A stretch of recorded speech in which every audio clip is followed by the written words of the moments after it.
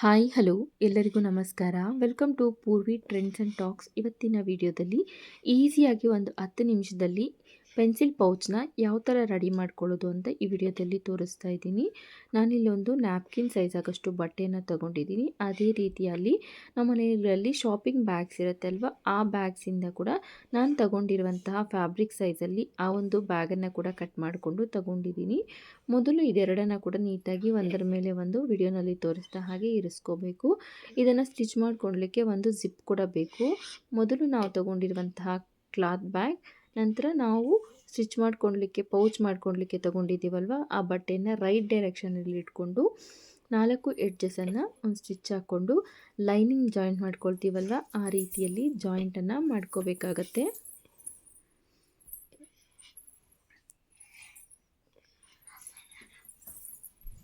ಈ ರೀತಿಯಾಗಿ ನೀಟಾಗಿ ಎಲ್ಲ ಸೈಡ್ಸಲ್ಲಿ ಕೂಡ ಜಾಯಿಂಟ್ ಮಾಡಿಕೊಂಡು ನಾವು ಎಕ್ಸ್ಟ್ರಾ ಇರುವಂತಹ ಬಟ್ಟೆಯನ್ನು ಕಟ್ ಮಾಡ್ಕೋಬೇಕು.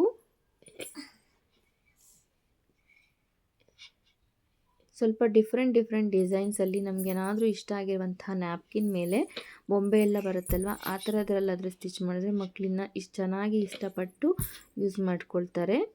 ತುಂಬಾ ಚೆನ್ನಾಗಿರುತ್ತೆ. ಆರಾಮಾಗಿ ಒಂದು ಖರ್ಚು ಬಿದ್ದರೆ ಸಾಕು, ಮನೆಯಲ್ಲೇ ಸ್ಟಿಚ್ ಮಾಡ್ಕೊಂಬಿಡ್ಬೋದು. ಈಗ ಎಕ್ಸ್ಟ್ರಾ ಇರುವಂತಹ ಲೈನಿಂಗನ್ನೆಲ್ಲ ಕೂಡ ಕಟ್ ಮಾಡಿಕೊಂಡು ಇದನ್ನು ಮಧ್ಯಕ್ಕೆ ಫೋಲ್ಡ್ ಮಾಡಿಕೊಂಡು ಒಂದು ಅರ್ಧ ಇಂಚಷ್ಟು ಮಾರ್ಜಿನನ್ನು ಬಿಟ್ಕೊಂಡು ಒಳಗಡೆಗೆ ಒಂದು ಸ್ಟಿಚ್ಚನ್ನು ಹಾಕ್ಕೊಳ್ತಾ ಇದ್ದೀನಿ. ಈ ಒಂದು ಮೆಥಡಲ್ಲಿ ಸ್ಟಿಚ್ ಮಾಡ್ಕೊಳ್ಳೋದ್ರಿಂದ ಜಿಪ್ ಅಟ್ಯಾಚ್ಮೆಂಟ್ ಮಾಡೋದಂತೂ ಸಿಕ್ಕಾಪಟ್ಟೆ ಸುಲಭ ಆಗಿಬಿಡುತ್ತೆ.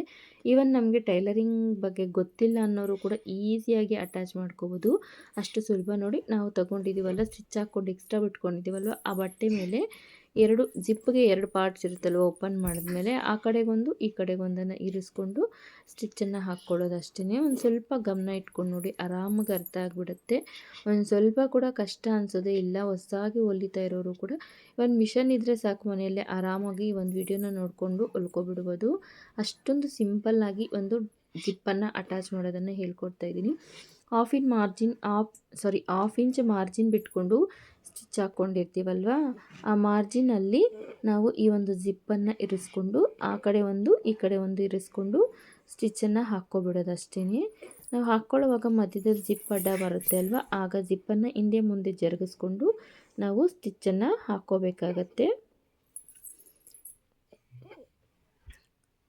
ಒಂದು 10 ನಿಮಿಷ ಸ್ಪೆಂಡ್ ಮಾಡಿದ್ರೆ ಸಾಕು, ಈಸಿಯಾಗಿ ಒಂದು ಪೆನ್ಸಿಲ್ ಪೌಚ್ ಆದರೆ ರೆಡಿ ಆಗಿಬಿಡುತ್ತೆ. ನೋಡಿ, ಈಗ ಜಿಪ್ ಅಟ್ಯಾಚ್ ಮಾಡ್ಕೊಂಡಿದ್ದು ಕೂಡ ಆಯಿತು. ಈಗ ಇದನ್ನು ರಿವರ್ಸ್ ಮಾಡ್ಕೊಳ್ತಾ ಇದ್ದೀನಿ. ಈ ರೀತಿಯಾಗಿ ರಿವರ್ಸ್ ಮಾಡಿಕೊಂಡು ಮೇಲ್ಗಡೆಯಿಂದ ಈ ಸ್ಟಿಚ್ಚನ್ನು ಬಿಚ್ಕೊಂಡ್ರೆ ಈ ಒಂದು ಜಿಪ್ ಅನ್ನೋದು ಮೇಲ್ಗಡೆ ಬಂದುಬಿಡುತ್ತೆ. ನಾವು 1/2 ಇಂಚ್ ಮಾರ್ಜಿನ್ಗೆ ಒಂದು ಸ್ಟಿಚ್ ಹಾಕ್ಕೊಂಡಿದ್ದೀವಲ್ವ, ಆ ಒಂದು ಸ್ಟಿಚ್ಚನ್ನು ನಾನೀಗ ಬಿಚ್ಕೊಂಡ್ಬಿಡ್ತಾ ಇದ್ದೀನಿ. ನೀವೇ ನೋಡಿ ಎಷ್ಟು ಚೆನ್ನಾಗಿ ಜಿಪ್ ಮೇಲೆ ಬಂದುಬಿಡತ್ತೆ ಅಂತ. ನೋಡ್ತಾ ಇದ್ದೀರಲ್ವ.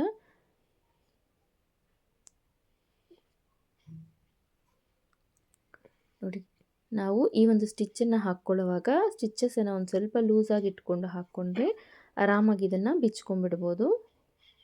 ಈ ಸ್ಟಿಚ್ಚನ್ನು ಬಿಚ್ಕೊಂಡ್ರೆ ಜಿಪ್ ಈ ರೀತಿ ಮೇಲೆ ಬಂದುಬಿಡುತ್ತೆ.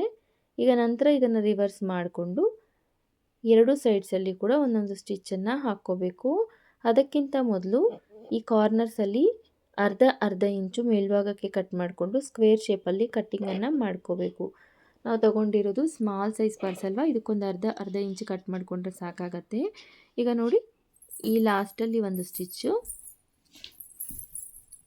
ನಂತರ ಅದೇ ರೀತಿಯಾಗಿ ಮತ್ತೊಂದು ಕಡೆ ಕೂಡ ಒಂದು ಸ್ಟಿಚ್ಚನ್ನು ಹಾಕ್ಕೊಳ್ತಾ ಇದ್ದೀನಿ.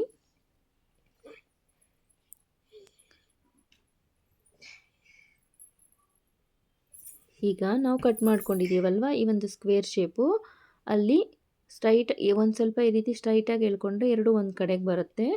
ಅಲ್ಲಿ ಒಂದು ಸ್ಟಿಚ್ಚನ್ನು ಹಾಕ್ಕೊಂಬಿಟ್ರೆ ಈಸಿಯಾಗಿ ನಮ್ಮ ಪೌಚ್ ಆದರೆ ರೆಡಿ ಆಗಿಬಿಡುತ್ತೆ. ವಿತಿನ್ ಒಂದು 5 ಮಿನಿಟ್ಸಲ್ಲಿ ಆರಾಮಾಗಿ ಈ ಒಂದು ಪೌಚನ್ನು ಹೊಲ್ಕೊಂಡ್ಬಿಡ್ಬೋದು ನಮ್ಮ ಮನೆಯಲ್ಲಿರುವಂತಹ ವೇಸ್ಟ್ ಫ್ಯಾಬ್ರಿಕ್ಕಿಂದನೇ. ನೋಡಿ, ಮತ್ತೊಂದು ಕಡೆಯಲ್ಲಿ ಕೂಡ ಇದೇ ರೀತಿಯಾಗಿ ಸ್ಟಿಚ್ ಮಾಡ್ಕೊಳ್ತಾ ಇದ್ದೀನಿ. ಈ ರೀತಿಯಾದಂಥ ಪೌಚನ್ನು ಸ್ಟಿಚ್ ಮಾಡ್ಕೊಳ್ಳಿಕ್ಕೆ ನಮ್ಮ ಮನೆಗಳಲ್ಲಿ ಡಿಫ್ರೆಂಟ್ ಆದಂಥ ಬ್ಲೌಸ್ ಪೀಸಸ್ ಇರುತ್ತೆ ಅಲ್ವಾ, ಅದನ್ನು ಬಳಸ್ಕೊಂಡು ಕೂಡ ತುಂಬ ಚೆನ್ನಾಗಿ ಮಾಡ್ಕೋಬೋದು. ತುಂಬ ಅಂದರೆ ತುಂಬಾ ಚೆನ್ನಾಗಿರುತ್ತೆ. ಮಸ್ಟ್ ಟ್ರೈ ಮಾಡಿ. ನೋಡಿ, ನನ್ನ ಮಗಳೀಗ LKG ಕೂಡ ಇಲ್ಲ, ನರ್ಸರಿಗೆ ಹೋಗ್ತಾಳೆ. ಅವಳಿಗೋಸ್ಕರ ಅಂತ ನಾನು ಈ ಒಂದು ಪೌಚನ್ನು ಸ್ಟಿಚ್ ಮಾಡಿದೆ. ಸರಿ, ಹೇಗೂ ಸ್ಟಿಚ್ ಮಾಡ್ತಾಯಿದ್ದೀನಿ ಅಂತ ನಿಮಗೂ ಕೂಡ ತೋರಿಸ್ತಾ ಇದ್ದೀನಿ. ನೋಡಿ, ಅವಳಿಗಾದ್ರೆ ಸಿಕ್ಕಾಪಟ್ಟೆ ಖುಷಿ ಆಗೋಯಿತು. ಚೆನ್ನಾಗಿದೆ ಅಂತ ಹೇಳಿದ್ಲು.